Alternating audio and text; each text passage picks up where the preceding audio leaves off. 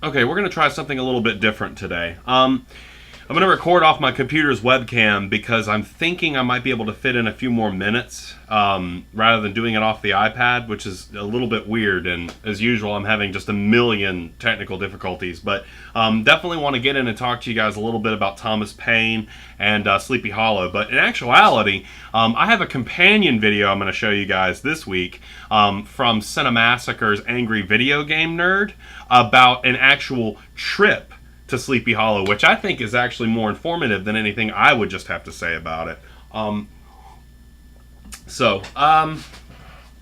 Starting with Paine, the thing I like to point out to people about the colonial era, which, you know, Sleepy Hollow kind of straddles the colonial era and, you know, moves a little bit more into romanticism, but let's not get into that too terribly much. But the colonial era in America, pretty much everybody was just eating up political writing. I mean, the main thing that people were buying, the main thing that people were consuming was political tracts. And one of the things that you see at this point is a lot of people had their own printing presses. People were managing their own newspapers.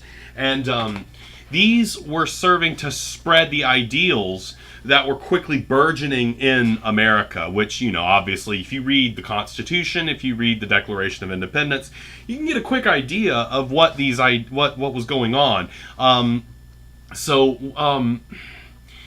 Very early in its history, politics became just an absolute cornerstone for the reading and writing that was being produced. And it's something that sticks with us a little bit as we move along. And since this writing is so political, I want to take some time to talk to you about a political literary theory. If you remember, Bittersweet Candy Bowl was all about existentialism, was all about authentic decisions, all about, you know, how we live our lives and how we come to our ideals. Well, what I want to talk to you about today is Marxism. Marxism is very, very interesting, especially when we start thinking about the early political history of America, and it also can tie into Sleepy Hollow a little bit. Marxism is a very, very dangerous term. In fact, I'm taking a little bit of a risk just even recording this video and putting it out there because I make my YouTube lectures public. Marxism is very closely related to communism because Marx was advocating for communism, but there's a lot more subtle nuances to Marx's theory than people usually know, and they can sum it up pretty quickly. Marx believed that all of human history is condensed in a very, very quick, simple argument that eventually poorer classes of people come into contact with wealthier classes of people. Marx constantly talked about class warfare as the basis of human history. And in fact, you know, there is some truth to that, especially when you look at the climate Marx was living in at the time. You've got the American Revolution, you've got the French Revolution. There's a lot of historical stuff that supports what he was trying to say. And Marx was actually very much a critic of capitalist societies. And when I say capitalist societies, of course, I mean societies that are based on the market, societies that are based on buying and selling of goods. Value is determined by the free market. He was very much against this. And it's funny because most of us in American society, we don't understand that. We see free societies as a good thing. But let me actually just quickly summarize for you one of Marx's more poignant arguments for this. And I'm not advocating for Marx's theory. I just want you to understand what the guy said.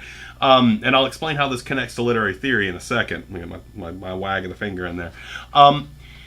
Marx believed that if you pay a man a wage, especially if you're a company, you're a big company, right? You pay a man a wage.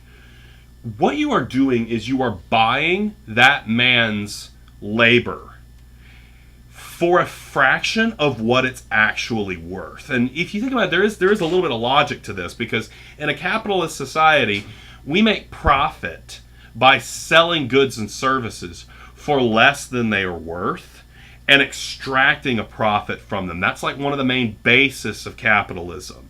That's what keeps the system moving, is that, you know, we make profits off of what we sell. Well, A worker sells his labor, and it's logical that the company he's working for is going to value his labor for less than it's actually worth. And Marx believed that this caused what he termed alienation. You are alienated from your true value. And that causes a great deal of resentment among the working class for the people who own the means of production, the people who basically run the show. Now, the main terms that Marx used to describe this conflict, the lower classes, the tradesmen, the people who sell their labor for less than it's worth, they are the proletariat. And that's actually kind of an important term. The people who own the means of production are the bourgeoisie. And the bourgeoisie were, I don't quote me on this, but I think that's a French term. And that's the upper class. That's the wealthy aristocrats.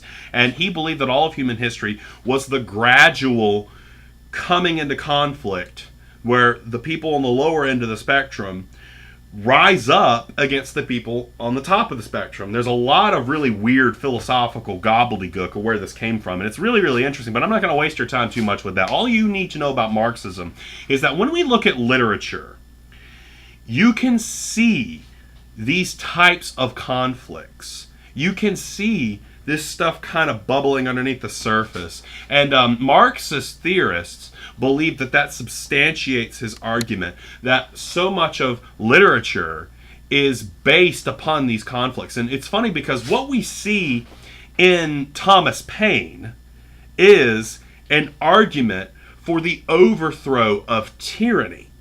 Do you see how that actually is kind of interesting? Especially since one of the things that they're really angry about is taxation.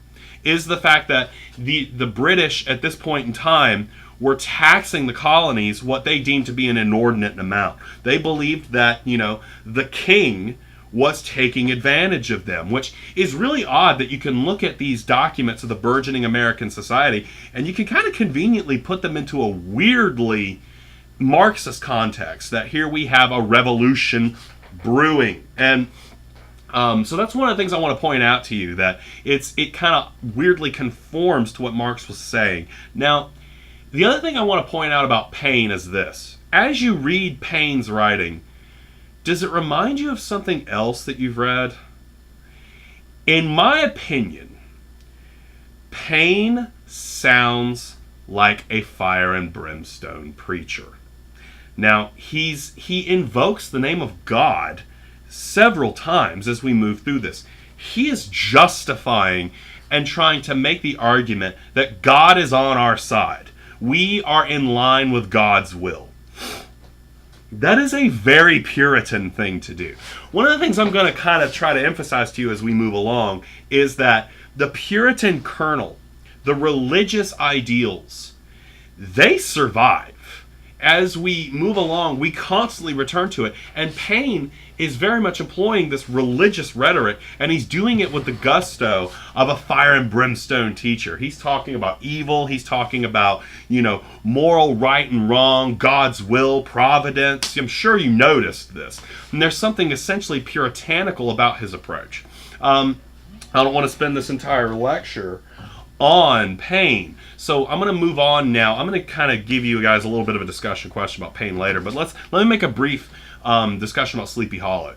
Sleepy Hollow introduces us to one of the first real stories that we cover in this course. And in fact, most of the writing at this point has been either religious or political. I mean, there's so much religious and political writing that we don't really see much devoted to just having a good time. Usually writing is trying to make a moral point or a political point, and this is what people enjoyed. Well, Sleepy Hollow comes in and gives us something a little bit different. This is a story that's, you might not have enjoyed it. I like Sleepy Hollow. It's actually kind of a fun read for me, but that's what it is. It's a fun read. Is Sleepy Hollow trying to make a big point with its characters? Is there some type of, philosophical idea that's trying to come out? I would argue not really. I mean, the scene at the end where Ichabod Crane is running from the Headless Horseman, come on, if you read it, you have to admit it was pretty creepy, right? It was actually kind of a tense moment. It reminds me of a lot of horror movies that I watched this day. And that's what Washington Irving was trying to do. And I love Irving at this point because he's just trying to tell a good story. And that's admirable because, I mean, we hadn't seen much of that yet. And Sleepy Hollow is worthy of discussion for several reasons. I like to point this out. This is a good story, but do you notice how colonial it is? And this is why I really like to talk about Irving in the context of Thomas Paine. Thomas Paine is writing about the American Revolution. He's participating in the political rhetoric. Well, Irving's Sleepy Hollow exists kind of in the ashes of the Revolutionary War. The Headless Horseman, did you guys catch who the Headless Horseman was supposed to be? He's a Hessian mercenary. He was a mercenary hired by the British to come and fight their war for them. And there was a lot of resentment that the British would hire these mercenaries to come in and fight. And so, I mean, the Headless Horseman's identity is a ghost from the Revolutionary War. The scars and the stories and the legends of the Revolutionary War are still coming into play in the story. And Sleepy Hollow is also very characteristically American in the fact that it's a small town. Everybody knows each other's business. This will come up again when we get to the Tommyknockers. But also, it's very much a snapshot of the idyllic kind of colonial town. And I would argue, and I think this is where I'm going to bring in the discussion question. I've shown where the revolutionary political writing could be somewhat tinged Marxist. Where's the Marxism in Sleepy Hollow? Can you catch it? Can you see any conflict between lower class people and upper class people? I'm going to leave you with that question, and I think that's going to be the basis of our reader response questions this week. Let's see if we can let's see if we can tease out that argument within Sleepy Hollow. I would believe it's there. So let's try to see if we can explore that. Also, let me point out one more thing. Did you guys catch the ending? Did you guys catch what actually happened? It's a little bit up for debate, but I'm going to end you in with that question as well. What happened to Crane? Right? Try it. Let's see what you come up with. And we'll conclude that for today.